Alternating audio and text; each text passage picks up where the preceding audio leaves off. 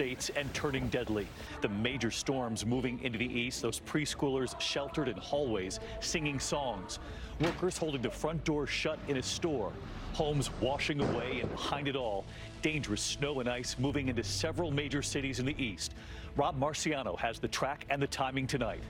President Trump's tirade today, naming names and declaring victory after attending a prayer breakfast this morning, then unleashing a profanity on live TV, taking aim at Mitt Romney. And Romney tonight describing people shouting at him at the grocery store. Bernie Sanders declaring victory in Iowa, while here in New Hampshire tonight, with Sanders and Pete Buttigieg at the top. Tonight, Elizabeth Warren, Joe Biden, and the high-stakes ABC News debate tomorrow night right here. Trapped on cruise ships tonight, Americans among those quarantined. Thousands on the ships not allowed off. Cases of coronavirus on both ships. And now one of the first doctors to sound the alarm in China before this exploded has died of the virus. The desperate manhunt after a deadly shooting, the suspect then shooting two police detectives. Schools closed in the moment police move in. The officer found passed out in his patrol car. The other officers who find him can be heard on their body cam saying he's intoxicated. So why wasn't he charged with DUI? Is there a double standard? The new bombshell tonight in the Harvey Weinstein trial, what we've learned. And kidnapping survivor Elizabeth Smart and what she says happened to her on an airplane. This is ABC World News Tonight with David Muir, reporting tonight from Manchester, New Hampshire. Good evening, and it's great to have you with us here on a very busy Thursday night. We are here in New Hampshire, the crucial Democratic debate right here tomorrow night, and we'll get to that in just a moment. But we begin tonight with that dangerous line of storms tearing across several states tonight, heading into several major cities in the east. At least 20 tornadoes already reported, and at least 2 people killed. Children huddling inside the hallways at a preschool in Simpsonville, South Carolina. And look at this tonight, workers holding the doors shut against powerful winds in Spartanburg, South Carolina. In Knoxville, Tennessee, torrential rains, flooding roads, cars underwater. And in Alabama, one person was killed when severe storms swept through, homes destroyed, some washed away. A very anxious night ahead with ice, snow, freezing rain all coming right behind this. ABC's Steve Osunsami leading us off from Atlanta tonight. Across parts of the South this evening, thunderbolts are raining down, and families recovering from severe storms today are bracing for more tonight. The tornado sirens were blaring in Athens, Georgia. In uptown Charlotte, there were warnings to take cover. A reported tornado was approaching the city. All of Mecklenburg County is in a tornado warning right now. Of course, a lot of populated areas, a lot of folks in school. At this South Carolina preschool, children were singing to themselves as they sheltered in the hallways. At this furniture store in Spartanburg, they had to hold on to this door to keep the high winds from blowing it away. These are the heavy rains in Knoxville, Tennessee, and the flooded roads. In Gatlinburg, the river through town was raging. Outside Chattanooga, first responders had to rescue this man by boat after his SUV was surrounded by floodwaters. The water rose so high in Harlan County, Kentucky, mobile homes were washing away. The high winds snapped trees across the storm zone. This dash camera video shows a driver on the highway nearly getting hit by a falling tree on Interstate 285 in the Atlanta suburbs. This storm system has claimed at least 2 lives, including an Alabama woman killed in her home. The damage is total here. As you can see, what was left of that mobile home strewn across all of these trees. High winds ripped it apart. Another person was also hurt. David, I'd like you to take a look at what's around me. These are floodwaters along a walking trail, water that shouldn't be here. Local forecasters say that we saw a month's worth of rain in just a few short hours. David? Incredible scene there in Atlanta tonight, Steve. Thank you. And as I mentioned at the top tonight, dangerous snow and ice moving in right after this in several major cities in the east. So let's get to meteorologist Rob Marciano tracking it all tonight. Rob? Howdy, David. What a mess. And this storm only getting bigger and stronger. We got the tornado watch that's been expanded to include parts of Florida right up and through the Carolinas until after midnight tonight. Flash flood warnings going on, and we've got more winter weather, anywhere from 2 to 8 inches of snow on the backside of this. And heavier rains continue for the East Coast through tomorrow morning, drying out in the afternoon to turning colder and windier. Winds will be cranking right through Saturday. David? Rob, thank you. President Trump unleashing today as he declared victory after his acquittal in the Senate impeachment trial, holding up a copy of the Washington Post with a banner headline touting his acquittal.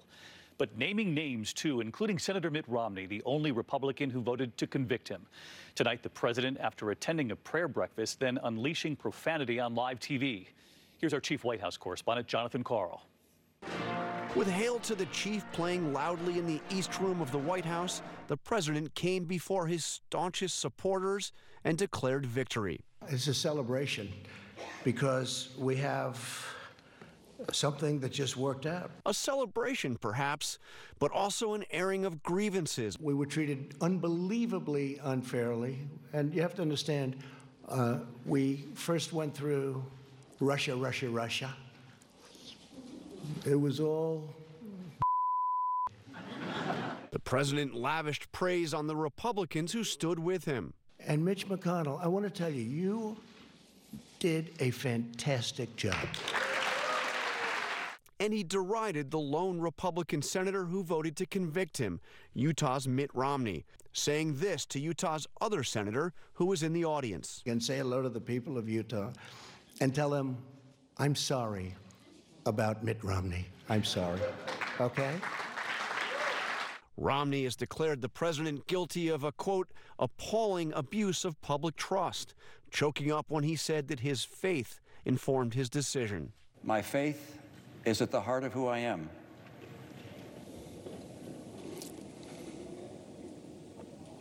The president mocked Romney's explanation. You have some that used religion as a crutch. They never used it before. So things can happen when you fail so badly running for president. Romney told the New York Times he knew he'd be attacked. In fact, it started before his vote. I was at the grocery store this weekend, and, a guy went by me and said, traitor. The president spent much of the day attacking Romney and the Speaker of the House, who was at a bipartisan prayer breakfast with the president this morning. Speaker Pelosi has said that she prays for the president. I don't like people who use their faith as justification for doing what they know is wrong. Nor do I like people who say, I pray for you, when they know that that's not so. I don't know if the president understands about prayer or people who do pray, but we do pray for the United States of America. I pray for him. John Karl live at the White House tonight. And John, this evening, some top Republicans are urging the president, after marking his victory today, to now move on. David, I spoke to several of the president's staunchest supporters there in the room with him today who said that they hoped he would take the acquittal and move on. Senator Chuck Grassley, for one, said that his message to the president is that America now needs a healer in chief. But the president made it clear today that he still wants vindication and payback.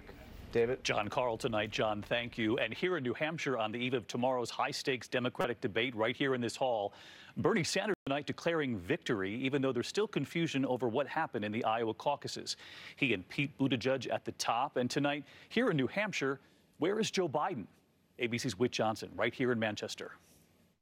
On the eve of the New Hampshire debate, Senator Bernie Sanders held a news conference declaring a win in the Iowa caucuses. So what I want to do today, 3 days late, is to thank the people of Iowa for the very strong victory they gave us.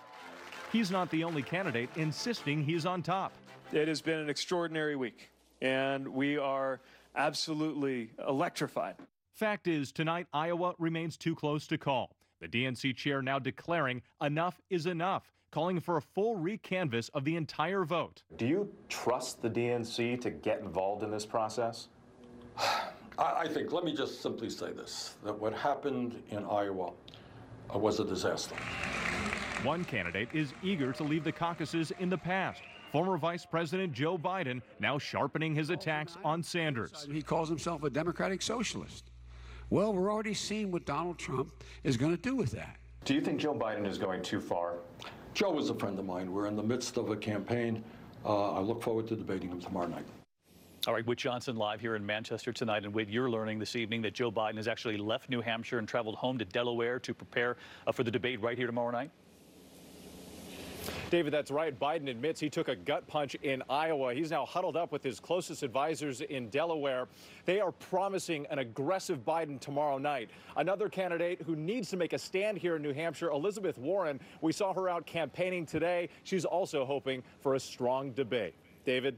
Whit Johnson on the campaign trail with thank you. And of course, the candidates will all be right here tomorrow night, sharing the same stage here at St. Anselm's College. The final Democratic debate right before the New Hampshire primary.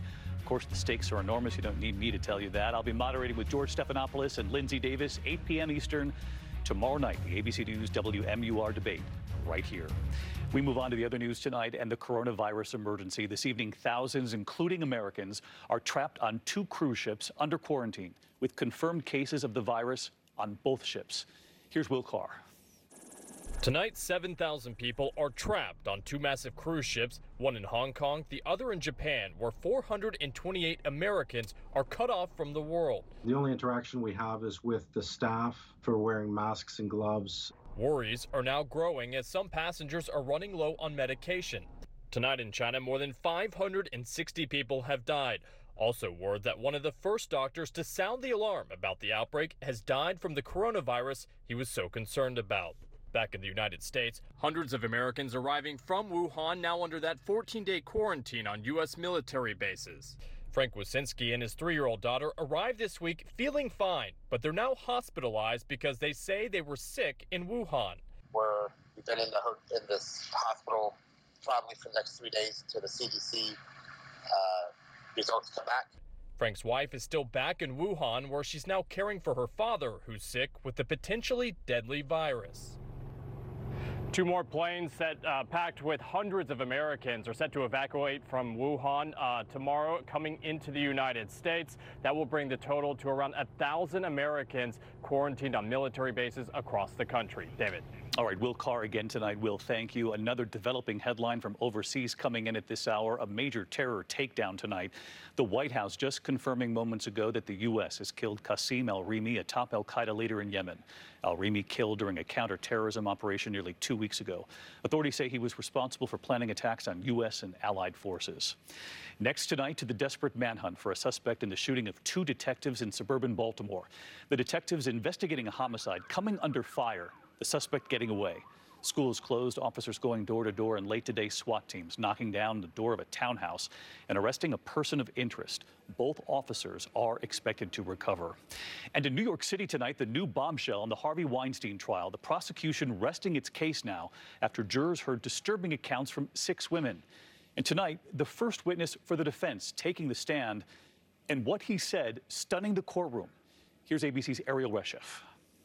Tonight, prosecutors resting their case against Harvey Weinstein. What do you think of the prosecution's case so far? I have good lawyers. In chilling testimony, 6 accusers helping prosecutors paint a portrait of a serial predator who used his power to prey on young women. Their final witness, Lauren Young, claiming Weinstein sexually assaulted her in 2013, just days before this red carpet appearance. Mr. Weinstein, sir? The former model testifying Weinstein lured her to a bathroom, telling her this is what all actresses do. She explained why she felt trapped. The criminal case centering on the allegations of just 2 women, Mimi Halei and a second accuser who broke down on the stand, declaring, "I want the jury to know that he is my rapist." Sopranos actress Annabella Sciorra testifying she fought back, punching and kicking Weinstein as he raped her nearly 3 decades ago. Late today, a glimpse of the defense calling their first witness, a mutual friend of Weinstein and Sciorra, testifying there was no reason to believe the incident was forced or violent. But that witness then stunned after the prosecution firing back, revealing he texted Weinstein calling Annabella an expletive and Weinstein's accusers a dog pile of women. David, Weinstein maintains all encounters were consensual and has pleaded not guilty. The big question is whether he will take the stand in his own defense. David? Ariel Reshef tonight. Ariel, thank you. And there is still much more ahead on World News Tonight this Thursday. Kidnapping survivor Elizabeth Smart, what she now says happened to her on an airplane and why she's now speaking out. The police officer passed out in his patrol car. Officers can be heard on their body cam saying he's intoxicated. So why wasn't he charged with DUI? Is there a double standard? And celebrating the life of Hollywood legend Kirk Douglas tonight, what he told me at his home about a time in his life when he says his famous friends thought he was crazy to take a stand. in his own words coming up here.